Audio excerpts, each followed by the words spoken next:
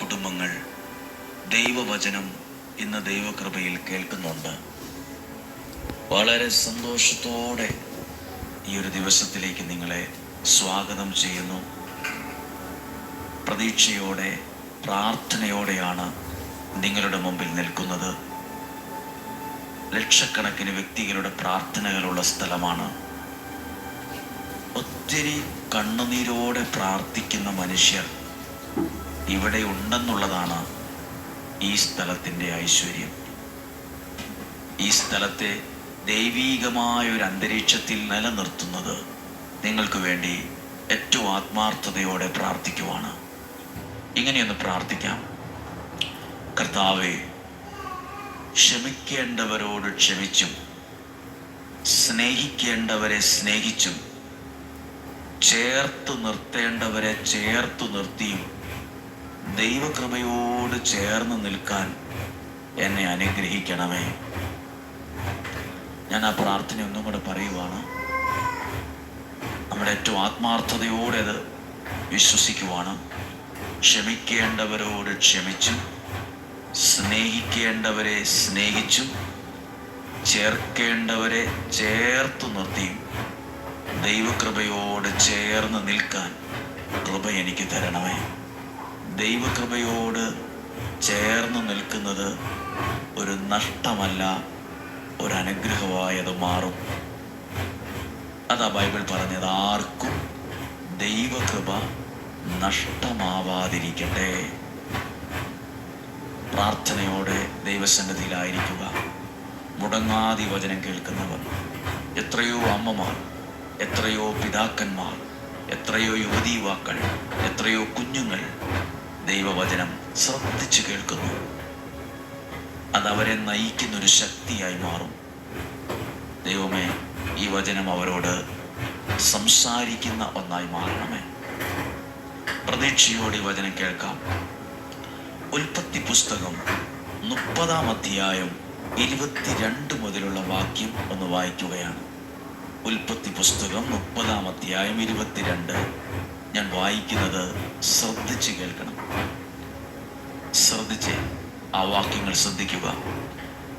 ദൈവം റാഹേലിനെ സ്മരിച്ചു. അവിടുന്ന് അവളുടെ പ്രാർത്ഥന കേൾക്കുകയും അവളുടെ വന്ധ്യത്വം അവസാനിപ്പിക്കുകയും ചെയ്തു. അപ്പോൾ ഒരാൾക്കൊരു വലിയ വിഷമം ഉണ്ടായിരുന്നു. തലമുറകളില്ലല്ലോ എന്നൊരു ദുഃഖം. ആ കാര്യത്തിൽ ഈ വ്യക്തി റാഹേൽ വളരെ ദുഃഖിതയായിരുന്നു. നിങ്ങളേതെങ്കിലും കാര്യത്തിൽ ദുഃഖിതരാണോ? സങ്കടമോ ഒറ്റപ്പെടലോ ഒക്കെ അനുഭവിക്കുന്ന ഒരു സാഹചര്യമാണോ? റാഹേലിനെ ഓർത്ത് ദൈവം റാഹേലിനെ സ്മരിച്ചു, ഓർത്തു. പ്രാർത്ഥിക്കുന്ന എന്നെ, നിങ്ങളെ ദൈവം ഓർക്കും. മനുഷ്യൻ മറന്നാലും ദൈവം മറക്കില്ല. നമ്മൾ പ്രാർത്ഥിക്കുന്ന പ്രാർത്ഥന നമ്മൾ മറന്നാലും ദൈവം അത് മറക്കില്ല. ദൈവം സ്മരിക്കും. ഓർത്തു, അവളുടെ പ്രാർത്ഥന കേട്ടു, അവളുടെ വന്ധ്യത്വം അവസാനിപ്പിക്കുകയും ചെയ്തു. അവൾ ഗർഭം ധരിച്ച് ഒരു പുത്രനെ പ്രസവിച്ചു. അവൾ പറഞ്ഞു, എൻ്റെ അപമാനം ദൈവം നീക്കിക്കളഞ്ഞിരിക്കുന്നു. ശ്രദ്ധിച്ച് ആ വാക്യം ശ്രദ്ധിച്ച്. എൻ്റെ പ്രാർത്ഥന ദൈവം കേട്ടപ്പോൾ എൻ്റെ മേലുണ്ടായിരുന്ന അപമാനം, നാണക്കേട് ദൈവം നീക്കിക്കളഞ്ഞിരിക്കുന്നു.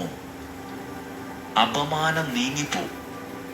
നമുക്കൊക്കെ ഏറ്റവും വേദനയുള്ള, ശരീരത്തിൽ കത്തി കയറുന്നതിനേക്കാൾ വേദനയുണ്ട് അപമാനത്തിൻ്റെ വേദന, നാണക്കേട്. നമ്മൾക്കത് അനുഭവിക്കാൻ ഒത്തിരി പേരുണ്ട്. നിങ്ങൾ ഏതെങ്കിലും കാര്യത്തിൽ കാരണത്താൽ അപമാനമൊക്കെ അനുഭവിച്ചിട്ടുണ്ടോ?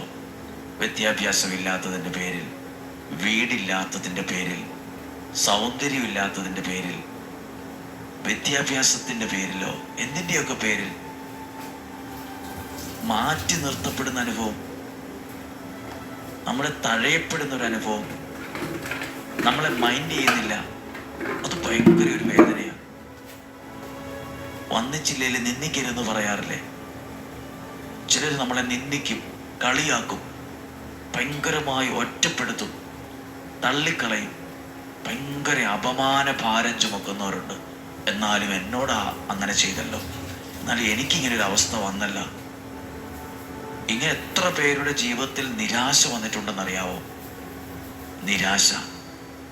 വീടില്ലല്ലോ, സ്ഥലമില്ലല്ലോ, പിള്ളേരുടെ കാര്യമൊന്നും ആയില്ലല്ലോ, അവർക്ക് തലമുറകളായില്ലോ, ഒരു ജോലി ആയില്ലല്ലോ, ഈ പ്രായം വരെ ആയിട്ട് ഒന്നും നേടാൻ പറ്റിയില്ലല്ലോ, ഞാൻ അവരുടെ മുമ്പിൽ എങ്ങനെ നോക്കും? പലരും ആളുകൾ കൂടുന്ന സ്ഥലത്ത് പോകാൻ ഇഷ്ടപ്പെടില്ല. പലരും ഒരു പള്ളിയിലോ ആഘോഷങ്ങൾക്കോ പരിചയക്കാരുള്ള സ്ഥലത്ത് പോവില്ല. ചോദിക്കില്ലേ അവര്, ശരിയായില്ലേ, കല്യാണമായില്ലേ, പിള്ളേരായില്ലേ, വീട് വെക്കുന്നില്ലേ? പലരും പല കാര്യങ്ങളിൽ അപമാനം. പക്ഷെ ഇവിടെ ഒരാളുടെ പ്രാർത്ഥന കേട്ട് സാക്ഷ്യം പറയുക, എൻ്റെ പ്രാർത്ഥന കേട്ട് ദൈവം എൻ്റെ അപമാനത്തെ നീക്കിക്കളഞ്ഞിരിക്കുന്നു. ശ്രദ്ധിച്ചോ? നീ അവിടെ ഉണ്ടായിരുന്നു, അതിനെ അങ്ങ് നീക്കിക്കളഞ്ഞു. നിങ്ങളുടെ ജീവിതത്തിൽ ഇപ്പോൾ ഉണ്ട്, ആ ഒരു പ്രശ്നമുണ്ട്, ആ പ്രതിസന്ധി ഉണ്ട്. പക്ഷെ പ്രാർത്ഥിച്ചു, ദൈവം അതിനെ നീക്കിക്കളയും. ദൈവം അതിനെ നീക്കിക്കളയും. ആ വാക്കാ ഉപയോഗിച്ചിരിക്കുന്നത്, നീക്കിക്കളഞ്ഞിരിക്കുന്നു. എന്നിട്ടോ 24, കർത്താവ് എനിക്കൊരു പുത്രനെ കൂടി തരട്ടെ എന്ന് പറഞ്ഞ് അവൾ അവന് ജോസഫ് എന്ന പേരിട്ടു. നന്ദി നിറഞ്ഞ ഹൃദയത്തോടെയാണ് ആ കുഞ്ഞിന് ജോസഫ് എന്ന പേരിട്ടത്. പ്രിയപ്പെട്ടവരെ, പ്രാർത്ഥിച്ചു, ദൈവം അവളെ ഓർത്തു, അവളുടെ അപമാനത്തെ നീക്കിക്കളഞ്ഞു. അവർ ദൈവത്തെ മഹത്വപ്പെടുത്താൻ ഇടവന്നു. ജീവിതത്തിൽ പ്രാർത്ഥനയ്ക്ക് ഉത്തരം കിട്ടും. ഇന്നലെയും ഇതേപോലെയുള്ള കാര്യങ്ങൾ തന്നെയാണ് പ്രസംഗിച്ചത്. പ്രാർത്ഥിക്കാം. കർത്താവായ യേശുവേ, അങ്ങയുടെ നാമത്തിൽ അങ്ങയുടെ മുമ്പിലായിരുന്നു വചനം കേൾക്കുന്ന എല്ലാവരെയും ഞങ്ങൾ ഓർക്കുന്നു. എല്ലാ കുടുംബങ്ങൾ, മാതാപിതാക്കൾ, പ്രായമായ അപ്പച്ചനമ്മമാർ, യുവതി യുവാക്കൾ, കുഞ്ഞുങ്ങൾ, ആരുമാകട്ടെ, ഇവിടെ എഴുതിയിട്ടിരിക്കുന്ന ലക്ഷക്കണക്കിന് കുഞ്ഞുങ്ങളുടെ പേരുകളുണ്ട്. പ്രാർത്ഥന അവസാനിപ്പിച്ചിട്ടില്ല. എന്നും പ്രാർത്ഥിക്കുന്നു, എന്നും ഓർക്കുന്നു. ദൈവം അനുഗ്രഹിച്ചോളും. പ്രാർത്ഥിക്കുന്ന നിങ്ങളെ ദൈവം അനുഗ്രഹിക്കും. നിങ്ങളുടെ അപമാനത്തെ ദൈവം നീക്കിക്കളയും, നീക്കിക്കളയും. സാക്ഷ്യമായി എഴുന്നേറ്റ് നിൽക്കും. ദൈവത്തെ മഹത്വപ്പെടുത്തിക്കൊണ്ട് പ്രാർത്ഥിക്കാം. നമ്മുടെ കർത്താവ് ഈശോ മിശിഹായുടെ കൃപയും പിതാവായ ദൈവത്തിൻ്റെ സ്നേഹവും പരിശുദ്ധാത്മാവിൻ്റെ സഹവാസവും എന്നും എപ്പോഴും നിങ്ങളുടെ കൂടെ ഉണ്ടായിരിക്കട്ടെ. രോഗങ്ങൾ, അപകടങ്ങൾ, ദുർമരണങ്ങൾ, മൂപ്പെത്താത്ത മരണം, എല്ലാത്തരം ചതികളിൽ നിന്നും വഞ്ചനയിൽ നിന്നും ഞങ്ങളെ സംരക്ഷിക്കണമേ. മന്ത്രവാദത്തിൻ്റെ, കൂടോത്തരത്തിൻ്റെ, ശുദ്രപ്രയോഗത്തിൻ്റെ ദുഷ്ടശക്തികളിൽ നിന്ന് ഞങ്ങളെ സൂക്ഷിക്കണം. ദീർഘായുസ്സും ആരോഗ്യവും തരണം. സന്തോഷവും സമാധാനവും തരണം. ശരീരത്തിൻ്റെ അകവും പുറവും സൂക്ഷിക്കണമേ. ഒരു കുറവും വരാതെ ഞങ്ങളെ പരിപാലിക്കണമേ. ഇവിടെയുള്ള എല്ലാ ശുശ്രൂഷകളെ അങ്ങ് അനുഗ്രഹിക്കണം. ഇവിടെ വരുന്നവരെ എല്ലാം അനുഗ്രഹിച്ച് പറഞ്ഞു വിടണമേ. ഈ വചനം കേൾക്കുന്ന ലോകത്തിൻ്റെ വിവിധ രാജ്യങ്ങളിലുള്ളവരെ അങ്ങ് കൈനീട്ടി അനുഗ്രഹിക്കണമേ. ഇന്നും ജീവിക്കുന്ന യേശുവിൻ നാമത്തിൽ പ്രാർത്ഥനയോടെ മനസ്സുകൊണ്ട് അനുഗ്രഹിച്ച് പ്രാർത്ഥിക്കുന്നു. ഇപ്പോഴും എപ്പോഴും എന്നേക്കും. ആമേൻ. ദൈവം അനുഗ്രഹിക്കട്ടെ. സാധ്യം എല്ലാവർക്കും അയച്ചു കൊടുക്കണം. ഒരനുഗ്രഹമായത് മാറും. ഞാൻ നിമിത്തം ഒരാൾ ഒരനുഗ്രഹമാകട്ടെ. ഞാൻ കാരണം ഒരാൾക്കൊരനുഗ്രഹം ഉണ്ടാകാൻ ഇടയാകട്ടെ. നാളെയും 5:30 ഒരുമിച്ച് കാണണം. ഒരുമിച്ച് കാണുന്നതുവരെ സ്വർഗത്തിലെ ദൈവം എന്നെയും നിങ്ങളെയും സൂക്ഷിക്കട്ടെ. ആമേൻ.